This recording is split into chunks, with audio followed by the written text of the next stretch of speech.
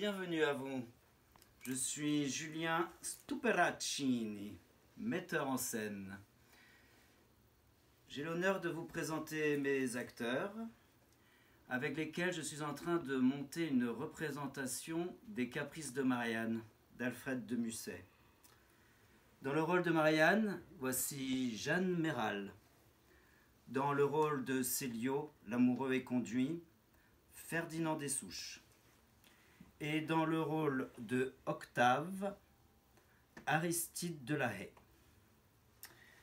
Mais avant toute chose, je voudrais vous dire, maintenant que le rideau est levé et que les 3 coups ont retenti dans la salle de théâtre, je voudrais vous apprendre le vocabulaire du théâtre. Car le théâtre est un genre particulier qui répond à des codes, à des conventions très précises.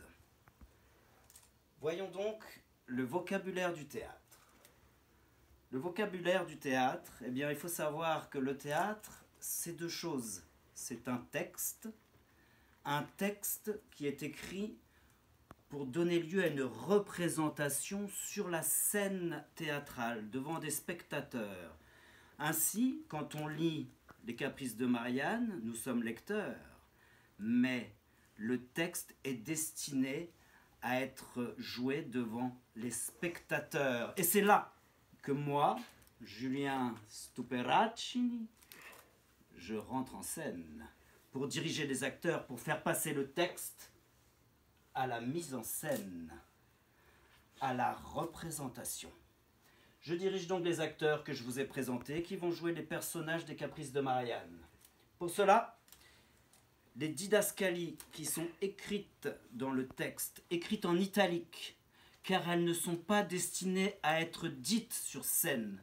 Ces didascalies vont m'être d'une grande aide pour diriger les acteurs, car c'est l'auteur Alfred de Musset qui m'a donné des indications scéniques pour mettre en scène son texte. Des indications scéniques qui concernent le jeu des acteurs, le ton, les déplacements, la lumière, les bruitages, les mouvements et bien sûr les accessoires et les costumes. J'ai ainsi demandé à ma costumière d'habiller Marianne de rose, car elle est comparée tout au long de la pièce à une rose du Bengale. Concernant l'organisation du texte, le texte théâtral se divise en actes, qui sont l'équivalent des chapitres. Il y a la plupart du temps 3 ou 5 actes dans le théâtre classique, et les actes sont notés en chiffres romains. Les actes sont eux-mêmes divisés de scènes, les scènes qui sont écrites en chiffres arabes. On change de scène à chaque entrée ou sortie de personnage. Mais ça, c'est simplement le lecteur qui le voit, car le spectateur, lui, ne s'en rend pas compte. Et pour les actes, il faut savoir que à l'époque du théâtre classique, on changeait d'acte lors des entr'actes pour changer les bougies qui éclairaient la salle de théâtre. On appelle scène d'exposition la première scène qui présente le lieu, l'époque et les personnages et qui va mettre en place les premiers éléments de l'intrigue. Oui, car au théâtre, on parle d'intrigue, d'action, pas de scénario.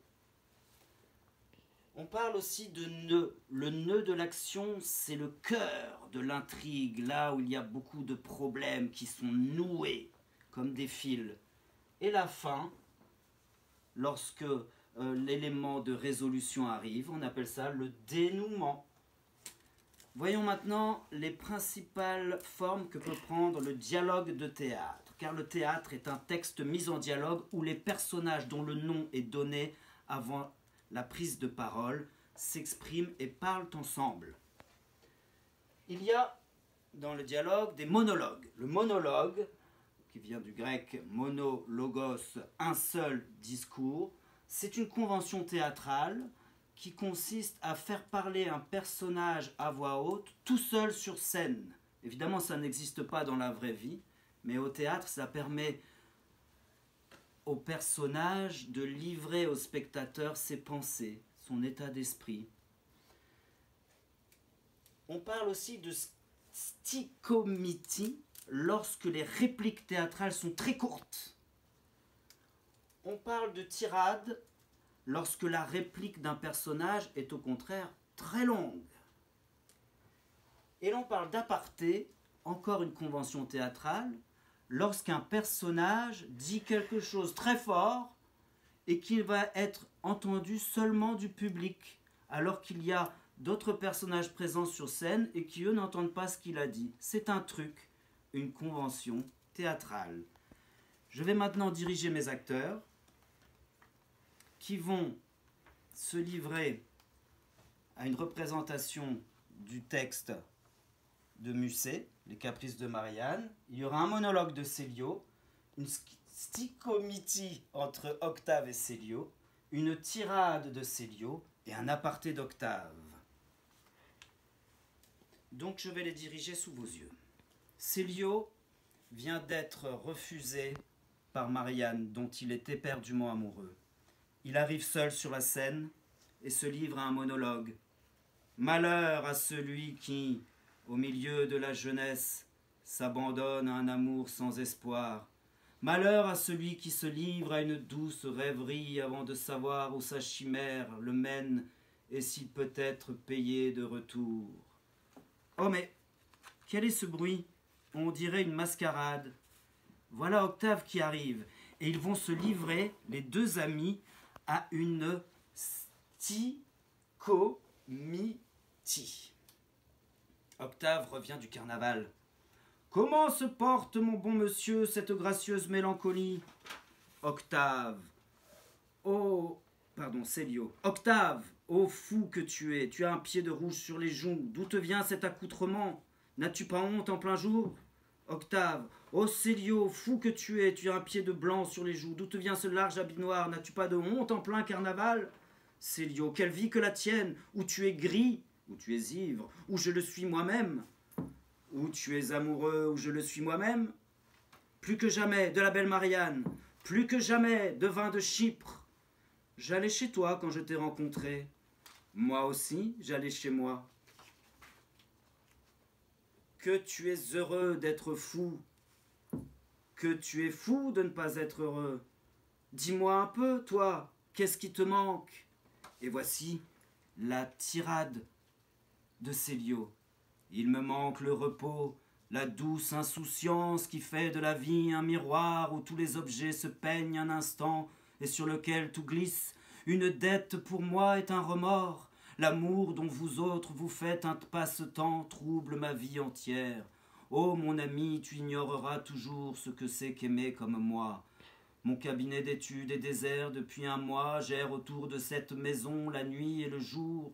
Quel charme j'éprouve au lever de la lune à conduire tous ces petits arbres. Au fond de cette place, mon cœur modeste de musicien a marqué moi-même la mesure à les entendre chanter la beauté de Marianne. Et là, Octave va se livrer à un aparté. Il va dire quelque chose qui va être entendu seulement du public. Mais de quelle Marianne parle-t-il? Ne serait-ce pas ma cousine, celle qui est mariée au vieux Claudio? Eh bien, je vous donne rendez-vous lorsque nous aurons enfin monté cette scène et que nous nous produirons dans une salle près de chez vous.